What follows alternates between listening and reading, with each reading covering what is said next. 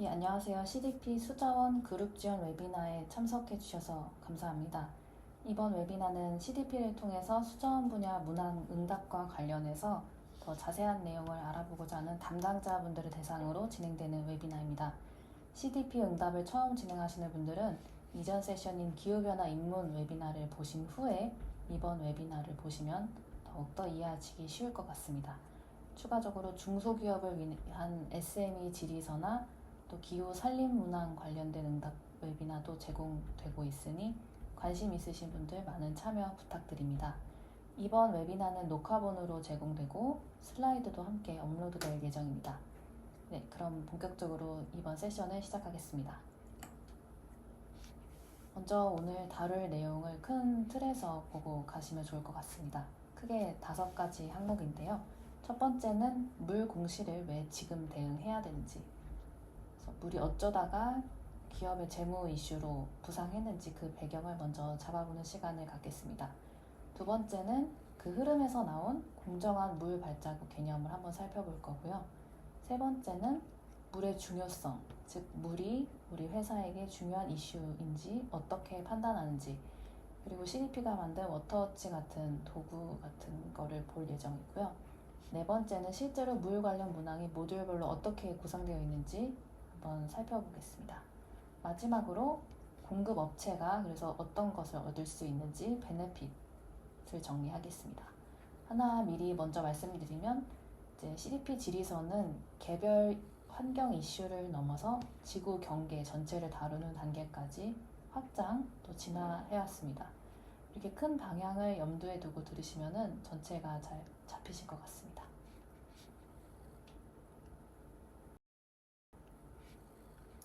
예, 그럼 첫 번째로 왜 지금 물 공시에 대응해야 되는지 보겠습니다. 몇 년 전까지만 해도 물은 ESG 항목 중에 하나 혹은 스튜어드십에 있는 환경 이슈 정도로만 다뤄졌었는데요. 이제는 물이 기업의 이런 생산 능력, 공급망 연속성, 비용 안정성을 직접 좌우하는 재무 변수가 되었습니다. 그래서 이 섹션에서는 3가지를 순서대로 볼 텐데요.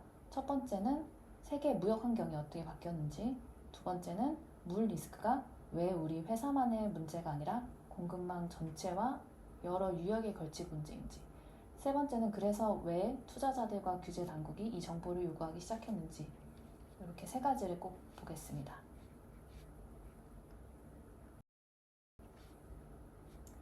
먼저 이제 전 세계 물 산업이 어떻게 돌아가는지 한번 확인해 볼 텐데요. 요즘 들어서 더욱더 느끼지만 이런 판 자체가 좀 근본적으로 바뀌었다는 것을 많이 느끼고 있습니다. 그래서 지정학적 분열로 또 무역과 글로벌 공급망이 재편되고 있고요. 이제는 효율성보다는 안보 중심으로 공급망을 다시 짜고 또 나아가서는 핵심 자원을 둘러싼 산업 정책이나 무역 규제도 강화되고 있습니다. 여기에 이제 2가지가 더 겹치게 되는데요. 하나는 주요 생산 지역의 수자원 거버넌스 역량은 오히려 약해지고 있다는 점. 또 하나는 물 부족이나 홍수, 수질 악화 같은 이런 물리적 영향들은 점점 심해지고 있다는 점입니다. 정리하자면 물은 점점 부족해지는데 그걸 관리할 체계는 약해지고 하필 그 지역이 우리 공급망의 핵심 생산지다. 요 3가지 점이 맞물리면서 물이 무역, 경제 안보 리스크로 직결되기 시작했습니다.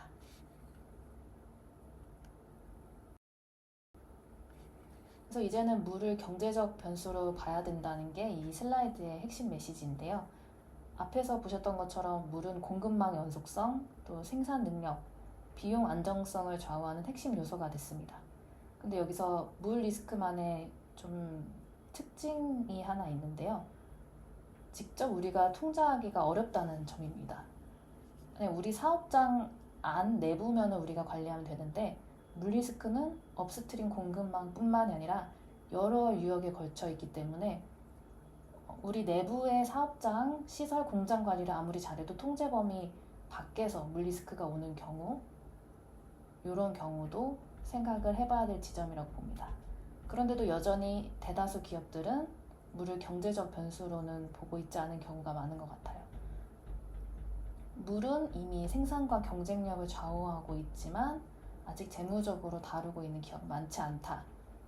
이런 간극을 메우는 게 지금 물공시의 출발점으로 보시면 되겠습니다. CDP 글로벌에서 보면 내부 물 가격을 적용한 보고 기업은 7%밖에 되지 않기 때문에 실제로 수치로도 이렇게 확인을 하실 수가 있고요. 방금 우리 통제 밖이라고 말씀드렸었는데요. 그게 구체적으로 어떻게 이어지는지 한번 말씀드리겠습니다. 우리가 쓰는 필수품들, 특히 식품, 의약품, 광물 이런 부분들 상당수가 물 스트레스 지역에서 생산되고 있습니다. 그러니까 이런 생산이 물 스트레스 유역에 의존을 하고 있으면 직접 그걸 사용하는 물 리스크가 소비자에게 오고 그건 곧바로 무역 리스크가 되고 경제 안보 리스크가 된다는 점입니다. 문제는 그 수자원 시스템을 우리가 직접 통제할 수 없다는 점이고, 그리고 그게 지리적으로 멀리 떨어져 있음에도 불구하고 중대한 이슈가 될 수 있다는 점입니다. 실제로 글로벌 북반구 기업의 업스트림 공급망 사업망 중에서는 상당수가 물 스트레스 지역이 많은, 또 물 스트레스가 심한 글로벌 남반구에 위치해 있습니다. 80%가 위치해 있습니다. 결국 물은 교역 상품 안에 가상수 형태로 녹아들어 있는데, 이런 물 스트레스 지역을 당장 가까운 우리와 같은 지역이 아닌 곳에도 불구하고 우리랑 떨어져 있는 지역임에도 불구하고 거기서 발생한 물 부족이나 물 스트레스 이슈가 전 세계 시장과 연결되고 있다는 점입니다. 이 가상수 관련된 개념은 다음 지도에서 한번 직접 설명을 드리겠습니다. 이 지도가 말씀드렸던 가상수를 한눈에 보여주는 지도인데요. 핵심은 요겁니다. 우리가 어떤 제품을 수입한다는 거는 사실상 그 제품을 만드는 들어간 물을 그 나라에서 같이 수입하는 것과 같다는 건데요. 물 자체가 국경을 넘는다는 건 아니고 물이 그 제품 안에 녹아들어서 무역을 타고 이동을 한다고 보시면 됩니다.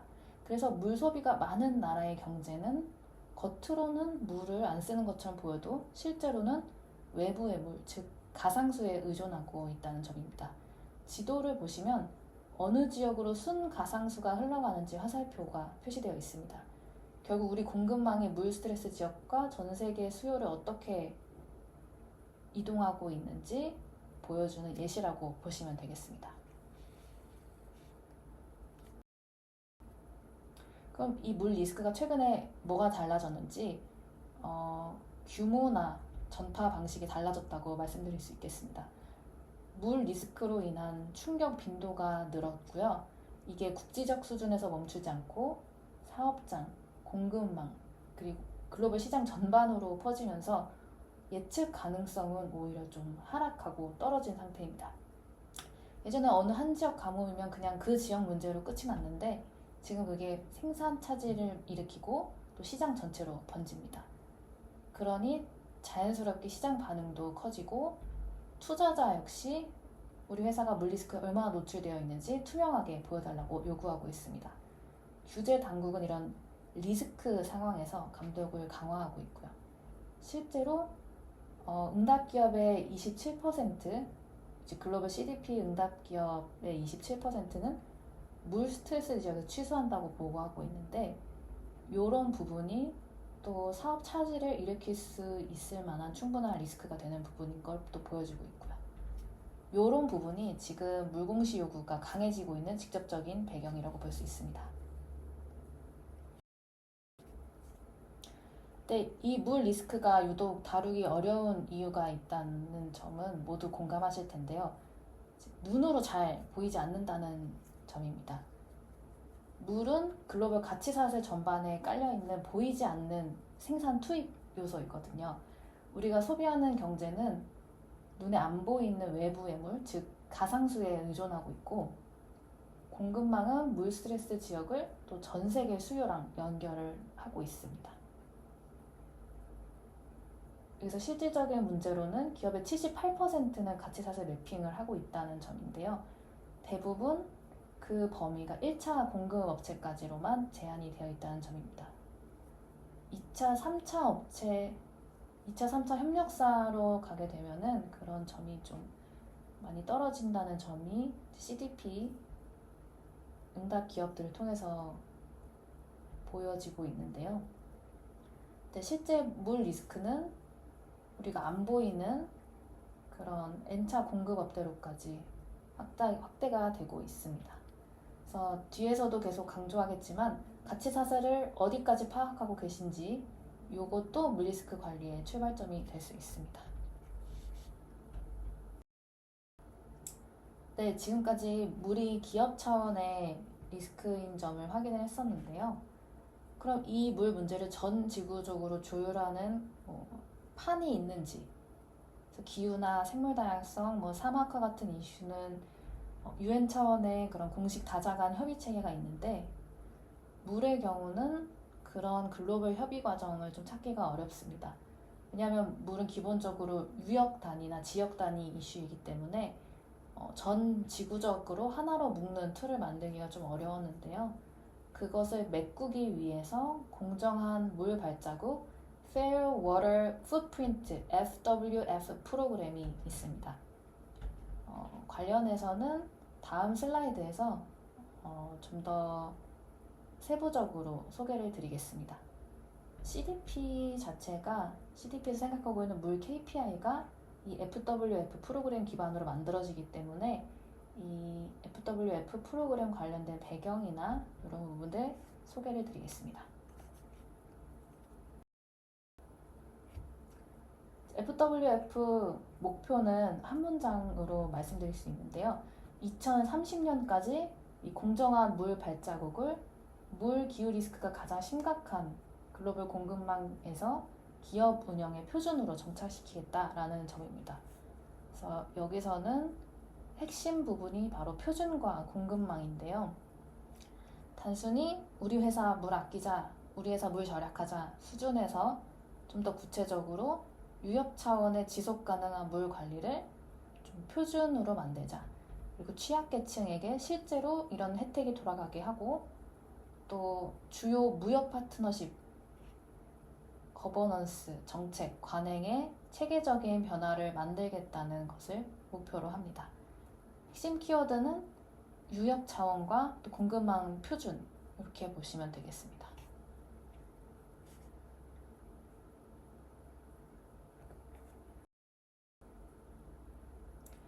이러한 FWF는 5가지 원칙으로 좀 더 구체화되는데요. 첫 번째는 수질 오염 제로, 폐수 배출로 인한 오염을 이제 막아보자, 없애자 이런 부분이고, 둘째는 지속 가능한 물 취수 및 공평한 물 배분입니다. 해당 유역이 감당할 수 있을 만큼만 취수를 하고 또 지역사회와 공평하게 이런 물을 배분하자 이런 부분이고요. 세 번째는 자연보호 차원입니다. 네 번째는 안전한 물, 위생시설 및 위생에 대한 접근, 워시 부분에 대한 거고요. 다섯 번째는 가뭄이나 홍수, 기후 변동성, 그리고 물 분쟁 이런 부분에 대한 회복 탄력성을 원칙으로 가지고 있습니다. 그래서 여기 참여하는 기업들이 2030년까지 각각 자기가 통제하고 영향을 미칠 수 있는 범위 안에서는 5가지 원칙에 따라 목표를 세우고 또 달성하기 위해 이제 노력을 기울이고 있는 구조라고 보시면 되겠습니다. 지금까지 물이 세계 경제 전반의 체계적 위험 요소라는 것을, 리스크 요소라는 것을 확인을 하셨는데요. 그러면 자연스럽게 다음 질문이 나올 수 있는 부분은 그래서 그게 우리 회사한테는 얼마나 중요한 이슈냐 라는 내용입니다. 모든 기업이 똑같은 수준으로 물 리스크에 노출된 것은 아닌데요. 업종에 따라서 또 어느 지역에 위치해 있는지에 따라서 조금씩 다릅니다. 그래서 이제부터는 초점을 좀 더 좁혀서 이런 물 이슈가 우리한테 중요한 사안인지 아닌지 판단하는 그런 툴들을 한번 살펴보겠습니다. 이 툴은 CDP에서 개발한 도구로 워터워치라고 부르는데요. 다음 슬라이드에서 좀 더 자세히 설명드리겠습니다. 물이 우리 회사에서 중요해지는 순간 언제일까요? 바로 대체로 세 가지로 볼 수 있는데요. 첫 번째는 사업 운영 자체가 물 가용성이나 수질에 의존할 때입니다. 물을 많이 쓰는 산업이라든지 아니면 특정 수준의 수질이 꼭 필요한 공정인 그런 사업을 갖고 있는 경우 굉장히 중요하겠죠. 두 번째는 공급망이 물 스트레스 유역에 노출되어 있을 때입니다.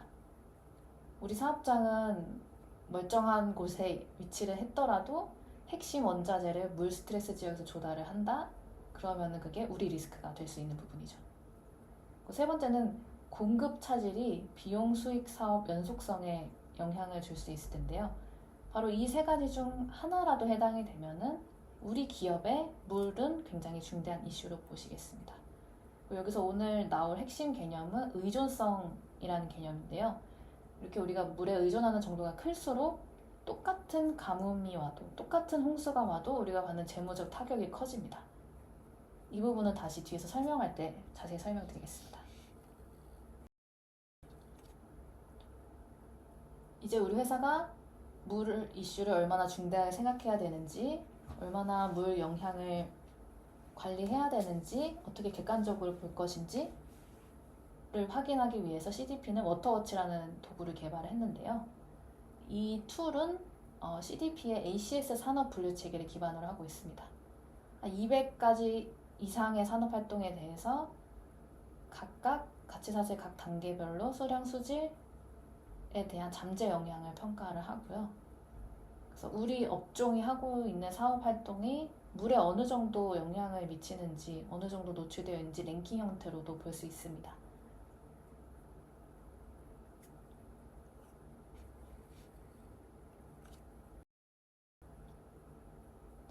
이제 배경 설명은 여기까지 말씀드리고요. 이제 실제 문항으로 들어가겠습니다. 물 관련 리스크 관리를 위해서는 조직이 먼저 자사의 노출 정도나 성과에 대해서 가시성을 확보해야 한다는 점. 그게 바로 환경 데이터 정보 공개의 출발점으로 보실 수 있겠습니다. 공개 자체도 중요하지만 공개하는 과정, 그 과정 자체에서 우리가 어떤 걸 모르고 있었는지 또 이런 부분에 리스크가 있었구나 라는 것들을 확인하고 그런 게 드러나면서 관리 수준을 향상시키는 부분도 있고요. 지금부터는 CDP 워터 세큐리티 질의서 관련해서 실제로 어떻게 구성되어 있는지, 그리고 각 문항이 어떻게 또 구성되어 있는지 모듈별로 보시겠습니다.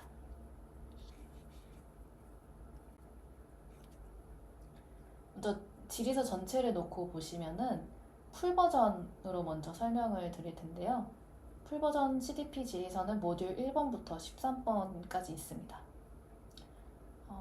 앞선 통합 모듈 1번부터 5번은 소개, 의존성 리스크 기회관리 프로세스, 리스크 기회 공시, 거버넌스, 사업 전략 이렇게 모든 환경 테마에 공통으로 들어가는 부분이고요. 6번 같은 경우도 어떻게 조직 경기를 세우고 있는지에 포함이 되기 때문에 6번도 통합 모듈에 들어갑니다. 그리고 그 이후 7번부터 11번까지는 물, 기후, 산림, 플라스틱, 생물 다양성 이렇게 다양한 환경 이슈별 개별 모듈로 구성이 되어 있습니다. 그래서 13번은 이제 추가적인 정보와 또 서명 승인을 직접 확인할 수 있는 그런 모듈입니다. 그래서 각 모듈 안에서는 모듈 1번의 경우는 1.1, 1.2처럼 번호가 붙고 더 필요하면 세부로 1.1.1 이런 식으로 좀 더 세부로 문의서, 질의서 문항이 내려갔다.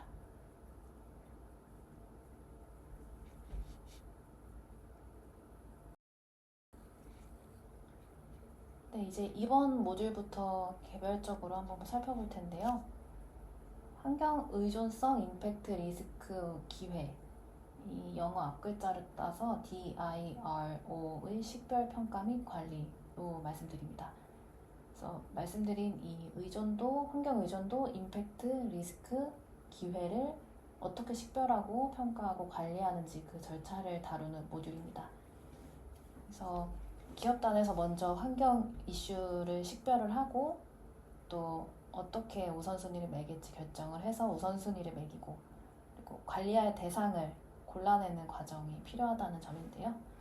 슬라이드에 나온 것처럼 시간 범위, 타임프레임을 어떻게 설정할지 그리고 또 상호 의존성이나 이런 부분들 어떻게 정의할지 우선적으로 관리를 해야 될 지역이 어떤 곳인지를 설정을 하고 중대한 영향을 또 어떻게 정의할지 이런 부분도 정하고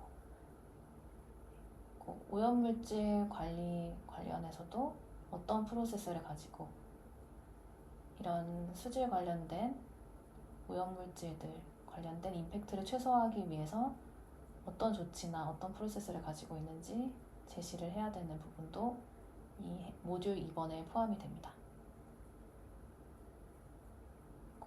물 광업 섹터 전용인 광밑댐 관리도 딱 모듈 2번에 포함이 되고요.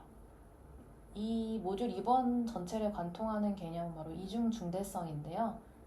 요거를 좀 더 자세히 이해하시면 훨씬 문항 해석이 쉬워지시는데 조금 뒤에 있는 슬라이드에서 제대로 다시 설명을 드리겠습니다. 이제 모듈 2가 프로세스를 다뤘었다면 모듈 9번은 이제 워터 세큐리티 수자원 분야인데요. 물의 성과, 환경 성과, 즉 실제 숫자를 다루는 모듈입니다.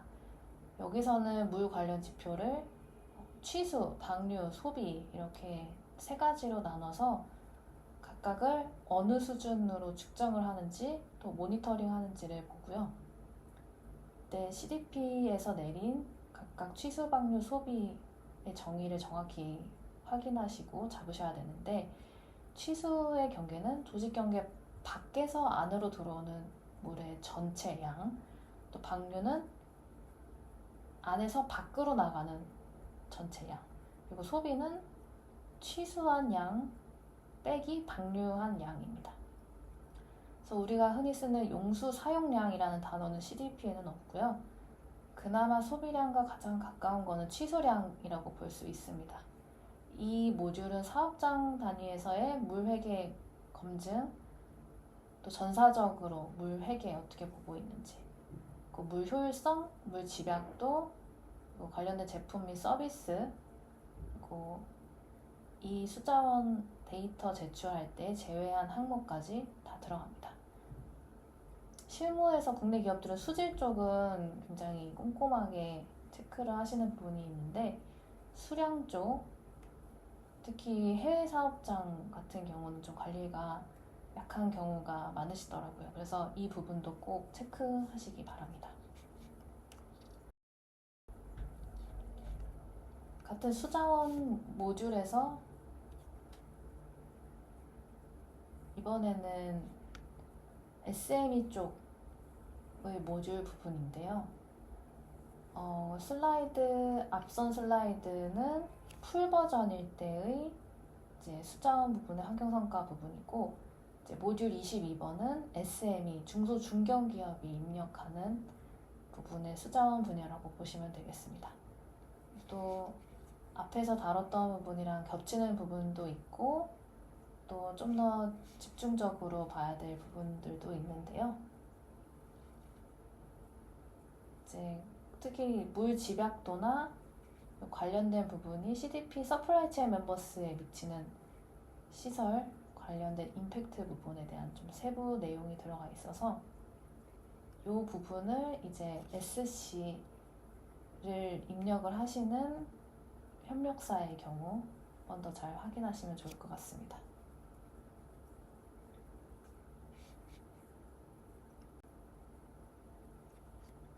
이제 좀 더 깊이 들어가 볼 텐데요.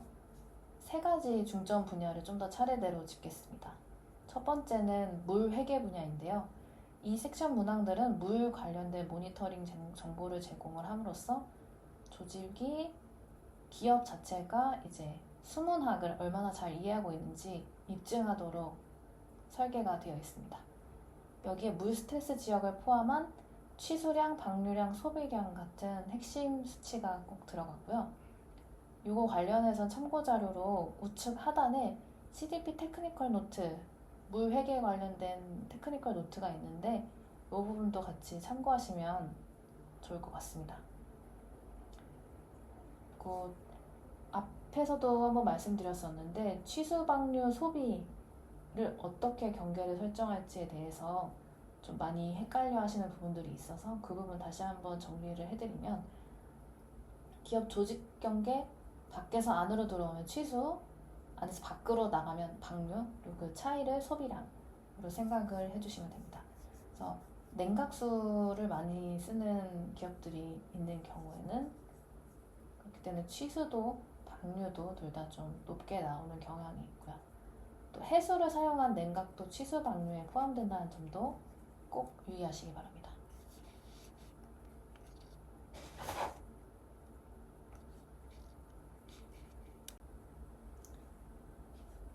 세 번째 중점 분야는 바로 수질 오염물질 분야인데요. 수질 오염물질은 지표수, 지하수, 거기에 의존하는 생태계 수질을 위협하는 부분입니다. 그래서 이 문항을 통해서 기업이 취급하고 있는 물질이나 또 방류 특성에 연관된 잠재적인 수질 오염물질을 식별 또 분류하고 있음을 보여줄 수가 있습니다.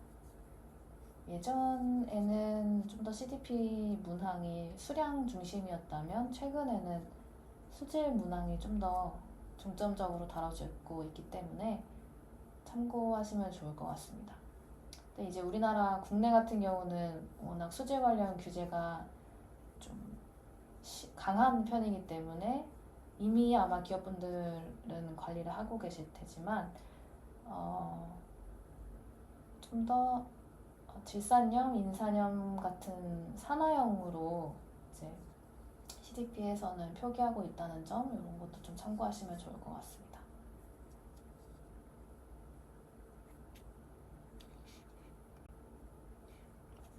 지금까지 세 가지 중점 분야를 살펴봤는데요. 물 회계, 물 스트레스 지역 취수, 수질 오염, 이렇게 세 가지를 봤는데요. 이제부터는 실제 모듈로 들어가서 이 데이터 포인트들이 어떤 문항에서 보실 수 있는지를 하나씩 살펴보겠습니다. 이제 그 전에 전체 흐름을 한번 살펴보면은 순서대로 봤을 때는 모듈 2번에서는 이런 의존성, 임팩트, 리스크, 기회를 식별하는 프로세스를 만들고, 모듈 3번에서는 그 프로세스로 나온 리스크, 기회를 공시하고, 모듈 9번에서는 실제 성과 수치라고 볼 수 있는 물 회계 부분을 담는다고 보시면 되겠습니다.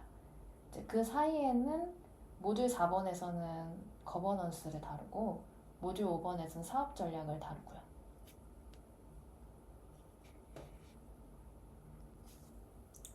먼저 모듈 2의 문항 구성을 한번 쭉 보실 텐데요.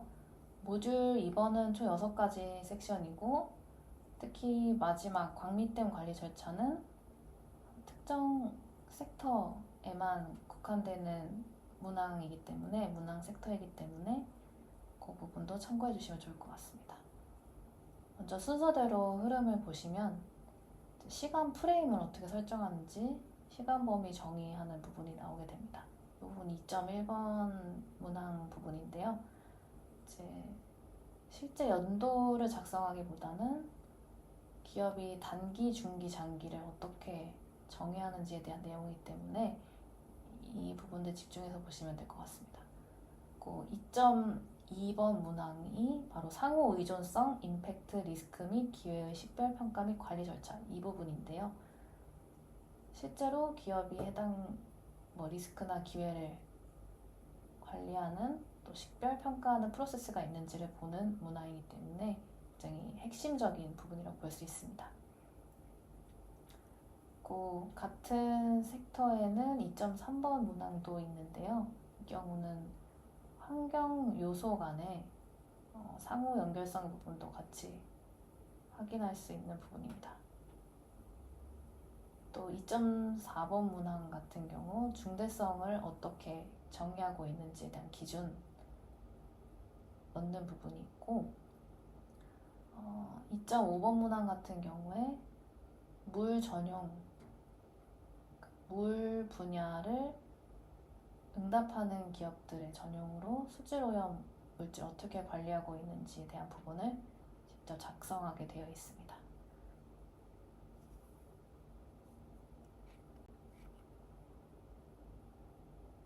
앞서 말씀드렸던 오염물질 관리 절차에 대해서 좀 더 문항별로 세부적인 설명을 드리겠습니다. 2.5번 문항 같은 경우는 실제로 기업이 관련된 수질오염 물질을 식별하고 분류하고 있는지를 확인을 하고요. 특히 이 부분을 대부분 이제 규제에 따라서 관리를 하시고 있기 때문에 해당되는 답변으로 질의서 설계에 따라서 응답하시면 되겠습니다. 그래서 여기서는 주로 수질오염 물질을 식별하고 분류하고 있는지, 또 그 수질오염 물질이 주는 부정적인 임팩트를 최소화하기 위해서는 어떤 조치를 하고 있고 어떤 절차를 가지고 있는지에 대한 내용을 주요 데이터 항목으로 보시면 되겠습니다. 다음은 모듈 3번 내용입니다. 앞에서 모듈 2번이 기업이 어떻게 리스크를 식별하고 평가하는지에 대해 프로세스를 좀 중점으로 다뤘다면, 그런 프로세스를 통해서 도출된 리스크와 기회를 실제로 공개하는 모듈이 되겠습니다.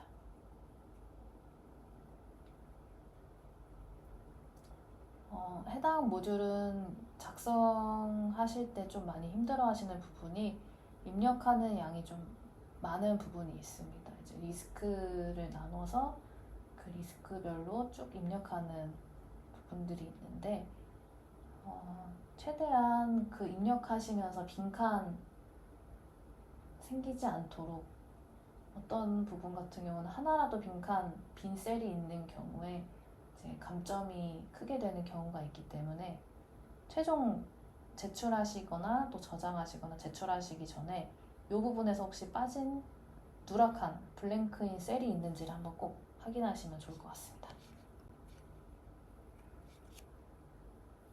이제 모듈 3번의 핵심 문항을 몇 가지 좀 설명을 드리자면, 3.2번 문항 같은 경우는 노출된 시설과 그 비율을 입력하는 부분입니다. 아무래도 국가나 지역별, 또 거기에 속한 유역별로 각 가치 사슬별로 또 노출된 시설들을 직접 확인할 수 있게끔 설계된 질의서인데요. 실제로 노출되어 있는 시설 수를 넣으시면 되겠습니다. 그리고 3.3번 문항 같은 경우는 해당 보고 연도에 물 관련 규정 위반으로 벌금이나 집행명령 이런 부분들의 제재 조치를 받은 적이 있는지 확인하는 문항이고요. 그래서 올해 새롭게 추가된 부분은 이제 해당 문항에서 그런 법적 제재 조치를 받은 부분이 해결이 되었는지 진행 중인지 이런 부분도 추가가 되어서 관련된 부분도 같이 좀 더 구체적이고 세부적으로 확인을 하시고 질의서에 직접 기입을 해주시면 좋을 것 같습니다. 또 중대한 영향, 또 중대하지 않은 영향, 이런 구분들은 사실 CDP가 정한다기보다는 기업 내부 기준에 따라서 어떻게 설정했는지를 적어주시면 되는 부분이고요. 그리고 지속가능 보고서도 이제 대부분 기업들이 작성을 하시는데, 이런 부분도 한번 확인하셔서 실제 CDP에 제출한 내용과 좀 정합하게 작성을 하시는 편이 좀 더 추가적으로 일을 하지 않으실 수 있는 그런 방향이 될 수 있을 것 같습니다. 다음은 5번 모듈 사업 전략 관련된 내용입니다. 물 리스크나 기회를 실제 전략이나 재무 계획에 어떻게 반영하는지를 보는 모듈인데요. 해당 슬라이드에 보시는 바와 같이 시나리오 분석, 전환 계획, 리스크 기회의 전략 재무 영향, 케이펙스, 오펙스와의 연계, 환경 외부 효과 가격 측정, 그러니까 내부 물 가격 부분, 가치 사슬 참여 부분까지 들어갑니다. 이 중에서 시나리오 분석 같은 경우는 2017년 TCFD에서 시작됐다고 보시면 될 텐데요. 금융기관의 이런 금융 부분, 또 자산 부분이 기업 쪽에 집중되어 있고, 그러다 보니까 기후로 인해서 기업이 흔들리면 금융위기가 다시 재현될 수 있다는 우려가 있었습니다. 그래서 기업들에게 기후 리스크 관련된 전략을 공시하라고 한 부분이고요. 여기서 한 발 더 나아가서 그 전략을 공개하는 것뿐만이 아니라 그 전략의 근거가 된 미래 전망, 시나리오까지 같이 공개하라는 부분이었습니다. 그래서 미래를 하나로 정한다기보다는 여러 갈래로 그려보고, 또 각 분기점에서 또 각 궤도에서 어떻게 대응할지 전략을 도출하는 작업을 시나리오로 보시면 되겠습니다. 그래서 다음 슬라이드에서는 케이펙스와 오펙스 관련된 내용을 좀 더 중점적으로 설명드리겠습니다. 모듈 5번 관련돼서 좀 더 세부적으로 살펴볼 문항을 한번 설명을 드리겠습니다. 5.9번 문항 같은 경우는 자본 지출과 운영 비용의 보고연도 변화율, 그리고 다음 보고연도에서의 예상 변화율을 입력하는 부분인데요. 아무래도 이미 아시다시피 KPX 같은 경우는 물 관련 시설 투자에 들어가는 금액이라고 보시면 되고, 오펙스 같은 경우는 일상적으로 운영상으로 들어가는 물 비용으로 보시면 됩니다. 5.10.2번 문항이 보이는데요. 5.10번 문항과 또 5.10.2번 문항이 이어지는데, 내부 물 가격에 대한 세부 정보를 입력하는 부분입니다. 이제 실제로 내는 물 금액이라기보다는 내부 의사결정용으로 설정하는 가격으로 보시면 되겠습니다. 그래서 내부 물 가격 유형은 어떤 거를 사용을 하는지, 또 도입하게 된 목적이나 이 내부 물 가격을 어느 의사결정 과정에서 적용을 하는지 등등을 직접 세부적으로 적는 부분이 되겠습니다. 이제 제외한 데이터 부분인데요.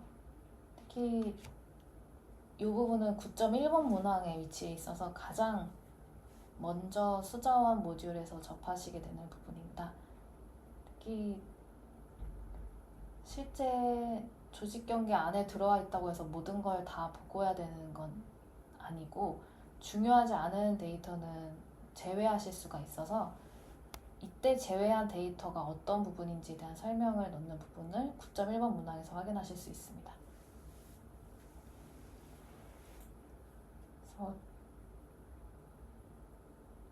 그래서 중요한 데이터를 제외하게 되는 경우는 페널티가 생길 수가 있습니다.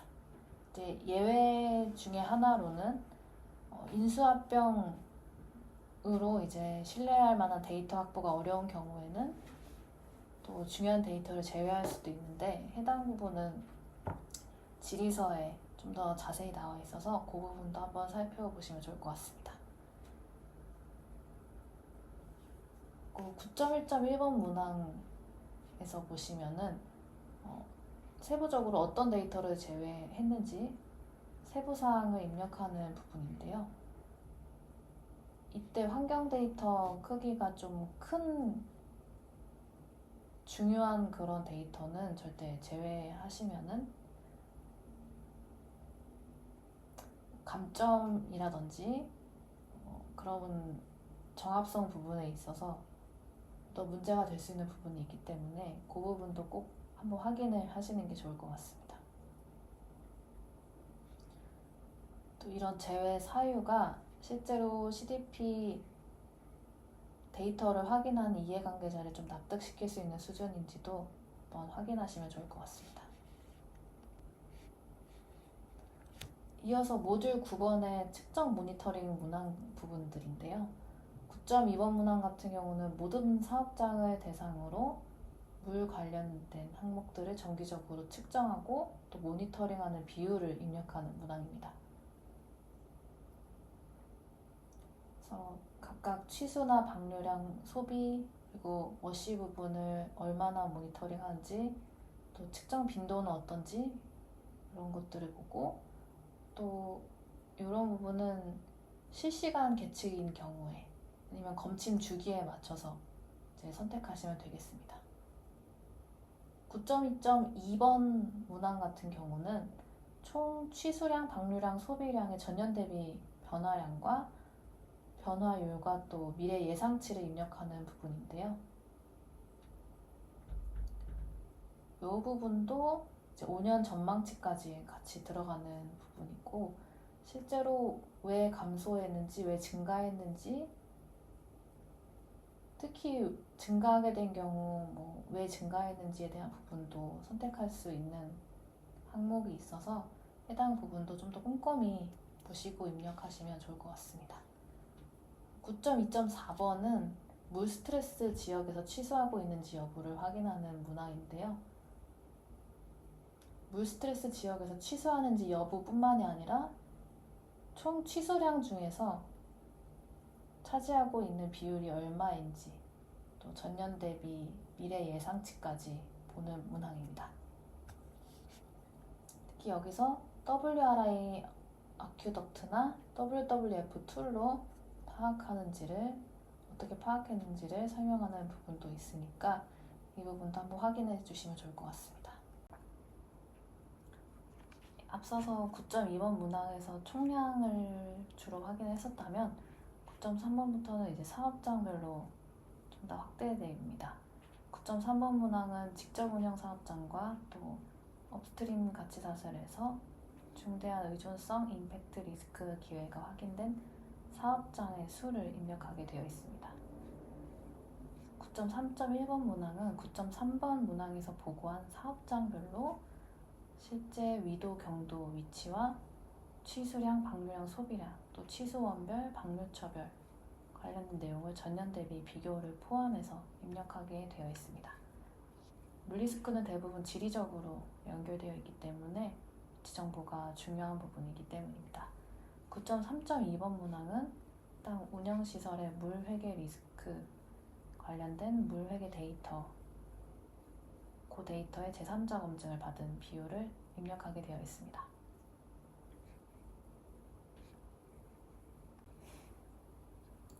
9.5번 문항은 총 취수 효율성 수치를 입력하는 문항입니다.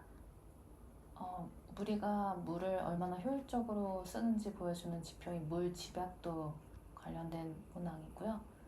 총 취수 효율과 또 예상되는 향후 추세를 주요 데이터 항목으로 보는 그런 문항입니다. 그래서 이건 앞에서 입력한 취수량이나 매출액 같은 그런 것들 기준으로 계산되는 값이기 때문에 앞에 이어지는 문항들에서 정확히 기입을 하셨다면 크게 어렵지는 않은 문항으로 보입니다. 물 집약도 관련해서 전년 대비 변화가 있을 경우에는 그 사유까지 설명하는 부분도 같이 해당 문항에 기입하셔야 되는 부분이기 때문에 그 부분들도 실수 없이 또 관련해서 다시 한번 확인해 주시면 좋을 것 같습니다. 9.13번 문항 같은 경우는 지금 우리 기업이 직접 만들고 있는 제품 중에서 규제 당국이 유해한 것으로 분류한 물질이 포함되어 있는지를 묻는 문항입니다. 단순히 화학 제품 관련된 기업뿐만이 아니라 우리 제품 안에 이제 그런 물질이 들어가 있는 경우인지를 확인을 하셔야 되고요. 9.13.1번 문항에서는 이런 물질 함유한 제품들이 매출액에서 차지하는 비중을 입력하는 부분입니다. 그래서 9.14번 문항 같은 경우는 기존에 있던 제품이나 서비스 가운데서 물 영향이 좀 적은 제품 서비스를 분류하고 있는지를 묻는 문항입니다.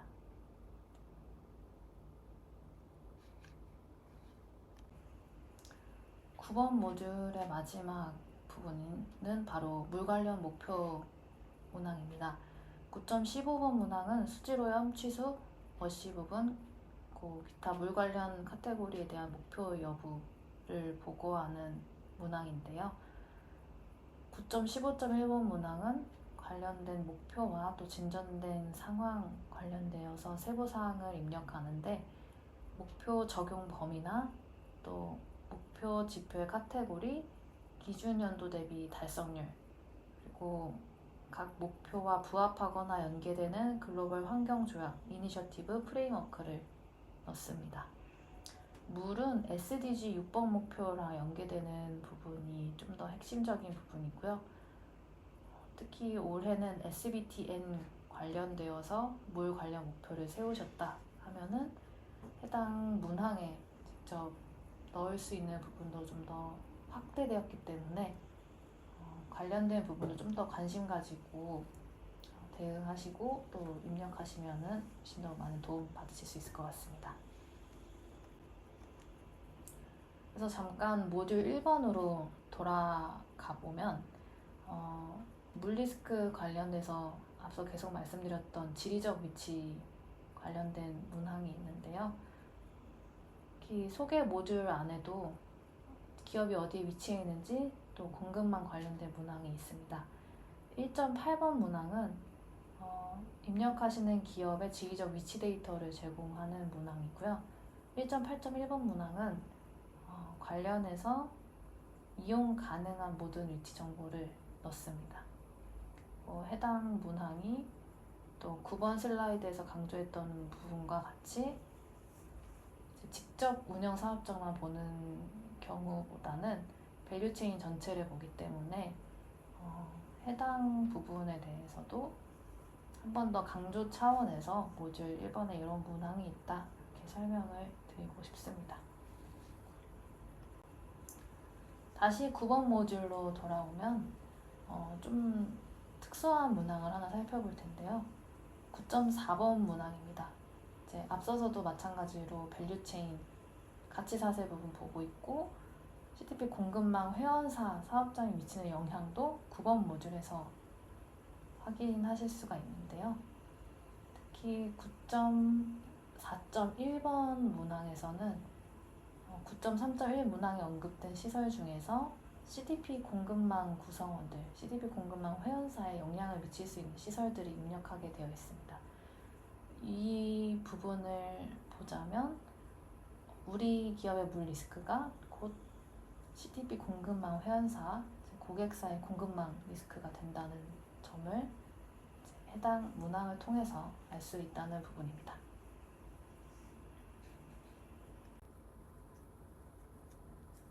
문항 설명은 이제 여기까지 하도록 하고요. 이제 앞으로는 공급업체, 그래서 CDP에 대한 내용은 대충 파악을 했는데 너무 손이 많이 가는 것 같다, 왜 해야 되는지 잘 모르겠다, 이런 부분들을 좀 더 확실하게 정리를 드리고 싶어서 해당 베네핏에 대한 설명을 앞으로 진행을 하겠습니다.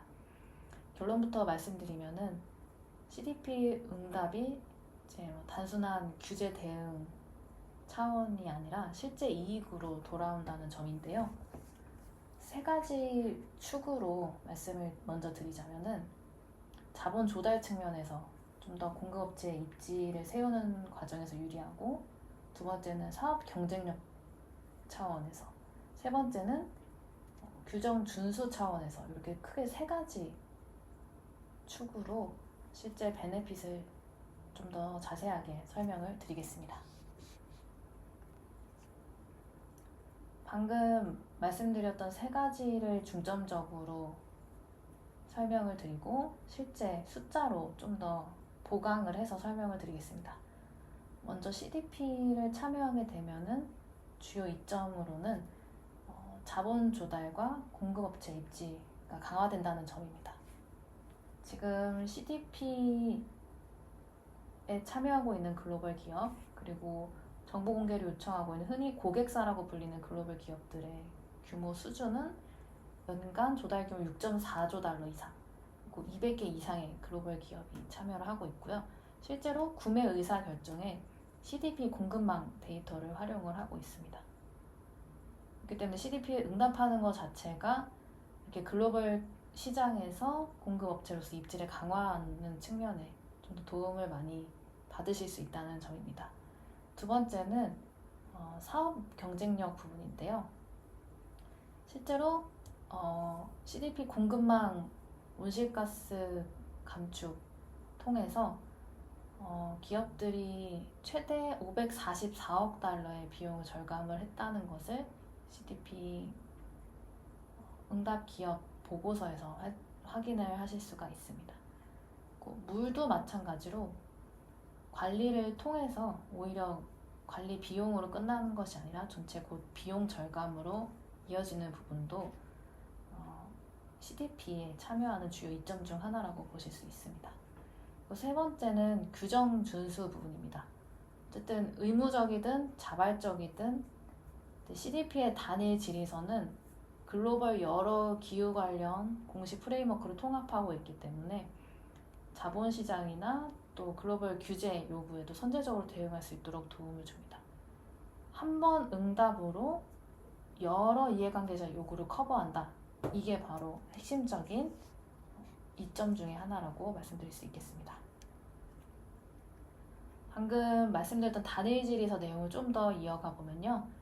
CDP 강점 중에 하나는 각종 공시 기준을 기업이 실제로 활용할 수 있는 구체적인 환경 지표와 데이터 포인트로 전환해 준다는 점에 있습니다. 이제 원칙 기반 기준들 같은 경우에 중요한 걸 공시하세요 라는 식으로 굉장히 추상적인데 CDP는 그걸 실제로 채울 수 있는 문항으로 바꿔주기 때문입니다. 또 정합성을 보시면 TCFD 권고안이나 이런 부분들과 정합성을 확보했고 2024년부터는 IFRS S2와 정합성을 같이 맞춰가고 있습니다. 또 EU에서 활용하고 있는 ESRS E1과도 높은 수준의 상호 운용성을 확보했고 또 E3 같은 부분에서도 취수량, 방류량, 소비량 이런 부분들도 정합성을 높게 보이고 있습니다. 또 GRI 쪽에서 GRI의 물, 폐수 부분과도 부분적으로 정합되는 부분을 확인할 수 있고요. 실무적으로 이 부분이 중요한 이유는 지속가능 보고서 보통 GRI 기준으로 많이 쓰시는데 CDP를 응답할 때 바로 쓰시는 용어나 정의나 이런 것들이 맞춰져 있기 때문에 서로 크로스 체크가 되고 한 번만 입력을 한 데이터, CDP에서 사용한 데이터를 지속가능 경영 보고서에도 활용할 수 있고 이런 식으로 확장적으로 그리고 효율적으로 동시에 활용할 수 있다는 점입니다. 이미 응답을 해보신 경험이 있으신 기업들이면은 이제 어떤 식으로 진행되는지 뭔가 로드맵을 보여드리고 소개해드리면 좀 더 입력하시고 또 입력을 결정하는 데 많이 도움이 되실 것 같아서 안내를 드리겠습니다. 먼저는 기반 마련을 하는 것이 중요한데요. 물 관련된 데이터들을 모니터링하고 측정하는 것부터 시작을 해서 이제 측정된 것들을 기준으로 목표를 세우는 부분이 필요합니다. 앞에서 말씀드렸던 취수량이나 오염 물질, 또 워시 관련된 부분에 대한 목표를 설정하고 그래서 지속 가능한 취수, 물 스트레스 지역에서의 취수, 오염물질 제로 달성 현황 이런 것들을 보고합니다. 물 관련 목표 달성을 위해서 고객과 또 소통하고 협력하는 부분도 필요하고요. 나아가서는 담수 부분에 대한 SBT 과학 기반 목표를 설정하는 단계까지 좀 더 확장되고 심화 단계로 이어지게 됩니다. CDP를 통해서 공개하는 것부터 시작을 해서 점점 실질적인 수자원 관리 강화로 나아가는 경로로 보시면 되겠습니다.